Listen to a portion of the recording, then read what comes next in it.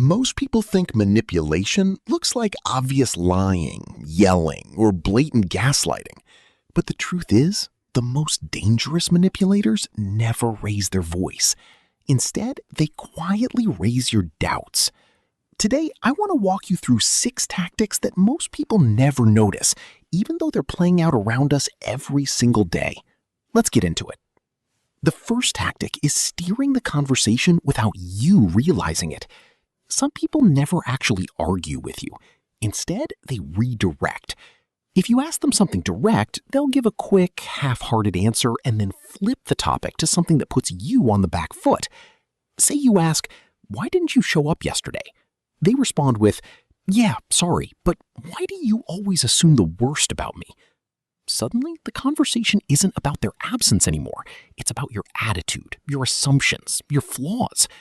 They never lied, they never shouted, but somehow they've taken control of the entire. The second tactic is using vulnerability as a tool. On the surface, this looks emotional, even genuine.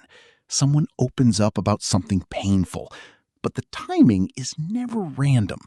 It's a shaky voice at just the right moment, an old story about a hard childhood, a tear that appears exactly when tension is highest. Your instinct is to think, "They're hurting, maybe I should back off." But that moment of vulnerability wasn't really about connection. It was about shifting the balance of power back in their favor. The third tactic is what you could call the extreme then moderate trick. It looks like compromise, but it isn't. Someone opens with a demand that's clearly over the top, something unreasonable, something you'd never agree to. You say no, which is exactly what they expected. Then they scale it back to something that sounds far more reasonable by comparison. You end up agreeing, not because it's actually fair, but because it feels fair next to the outrageous first request. What you don't realize is that the second request was the real goal all along. The fourth tactic is twisting your words on purpose. You say something simple and clear, and they respond as if you said something completely different. You say, "I need some space right now." They reply, "So you're abandoning me again?" Now you're stuck defending yourself, even though you never said anything close to that. This keeps you constantly explaining and clarifying, while they hold all the control over how the conversation is framed. The fifth tactic relies on a strange but well-documented quirk of human psychology. Repetition makes things feel true, even when they aren't. Manipulators exploit this by repeating the same claim or accusation again and again.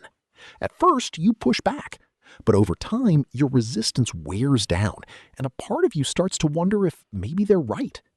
A common example is being told over and over that you're too sensitive, until eventually you stop defending yourself and start believing it. The sixth tactic is pulling other people into the conflict to back up their side. This is especially common in unhealthy relationships. They'll say things like, "Even my friends think you've changed," or bring up someone else's opinion, real or exaggerated, to make their point seem more valid. This tactic isolates you. It makes you feel outnumbered, like you're the problem, even in your own relationship, because suddenly it feels like everyone agrees with them and no one is on your side. What ties all of these tactics together is that